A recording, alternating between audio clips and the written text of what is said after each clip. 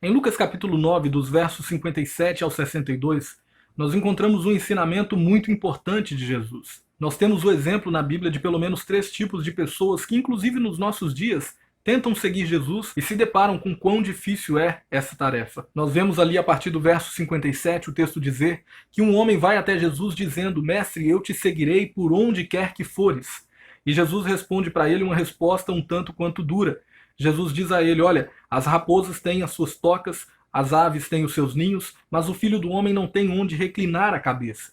Com isso, Jesus estava querendo mostrar para ele que aquela afirmação que ele havia feito de que eu vou te seguir onde quer que fores, havia sido uma afirmação da boca para fora. Ele não sabia o que estava falando. Ele não tinha noção de quão difícil é seguir a Jesus. Ele precisava compreender melhor que não basta simplesmente falar. É necessário fazer, é necessário agir. Seguir a Jesus exige muito mais do que meras palavras bonitas.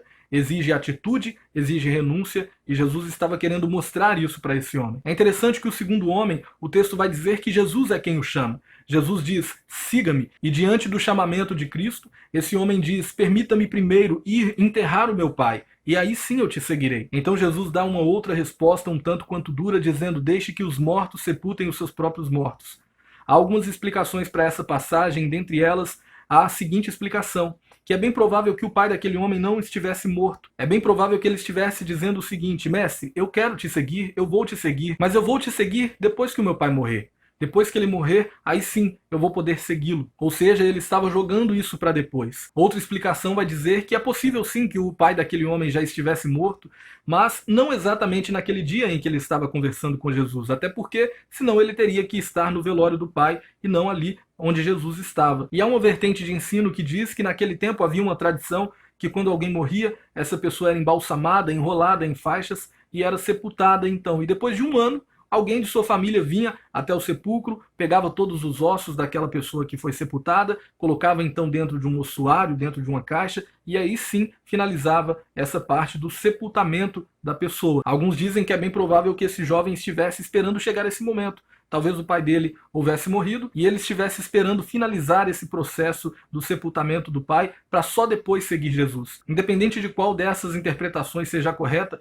o importante é que ele estava deixando para depois o seguir a Jesus. A resposta de Cristo, como eu disse, ela também é dura a essa pessoa. Jesus diz o seguinte: olha, deixe que os mortos sepultem os seus próprios mortos. Assim como há algumas explicações para a afirmação daquele homem, assim também há algumas explicações para a afirmação de Jesus. Alguns dizem que se o pai daquele homem tivesse morrido mesmo e ele estivesse esperando para poder tirar os ossos do pai da sepultura e colocar dentro do ossuário, Jesus estivesse dizendo para ele mais ou menos o seguinte: olha, não se apegue a esses costumes, é hora de você me seguir. Deixe com que outras pessoas sepultem o seu pai. Você deve me seguir. Outra explicação vai dizer, e eu acho essa bem mais coerente, que Jesus estivesse dizendo a ele mais ou menos o seguinte: olha, deixe que os mortos, espiritualmente falando, ou seja, pessoas que estão mortas ainda em seus delitos e pecados, sepultem as pessoas que estão mortas fisicamente. Ou seja, você deve vir pregar a vida, anunciar a vida junto comigo. Deixe com que as pessoas que estão em morte façam essas coisas relacionadas à morte. Independente de qual dessas possibilidades seja correta, o foco não está nela.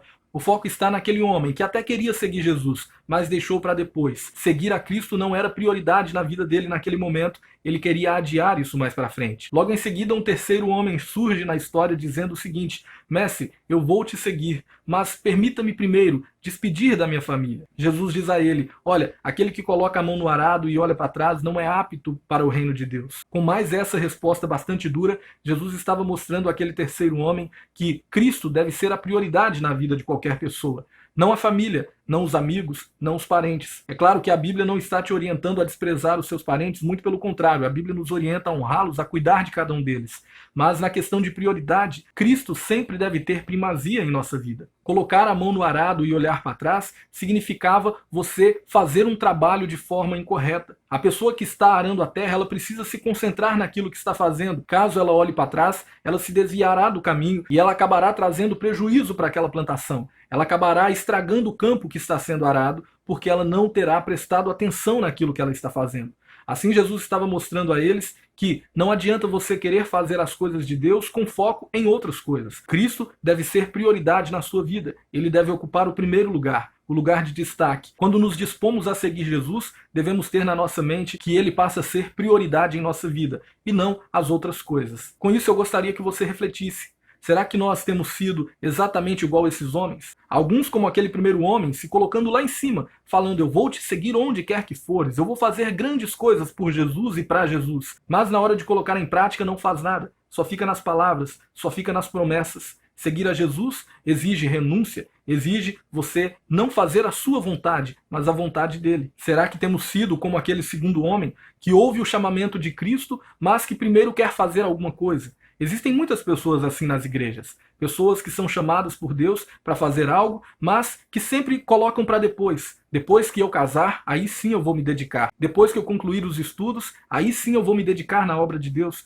Quando eu conseguir um trabalho melhor, aí sim eu me dedico naquilo que o Senhor me chamou. Ou seja, deixam sempre para depois. Se Cristo tem te chamado, Ele não te chama para depois. Ele te chama para agora, para segui-lo e para servi-lo hoje, agora. Não deixe para depois, como esse segundo homem dessa passagem deixou. E muita gente, como esse terceiro homem, quer fazer a obra de Deus, quer seguir a Jesus, mas quer fazer isso de forma relaxada. Quer fazer isso dividindo a sua atenção entre Cristo e o mundo, entre Cristo e outras coisas, que não deve ocupar o primeiro lugar em sua vida. Cristo deve ter preeminência na nossa vida. Se decidimos seguir a Cristo de verdade, devemos fazer isso de todo o nosso coração, crendo que devemos negar a nós mesmos e sabendo que isso é pro hoje, pro agora. Eu espero que esse vídeo tenha te abençoado, e se te abençoou, você já sabe, curta o vídeo, se inscreva aqui no canal do Ministério Levanta e Anda, ative o sininho para ser notificado sempre que postarmos um novo vídeo. E é isso, compartilhe com seus amigos para que mais pessoas sejam abençoadas. Esse vídeo vai ficando por aqui, um forte abraço e até o nosso próximo vídeo.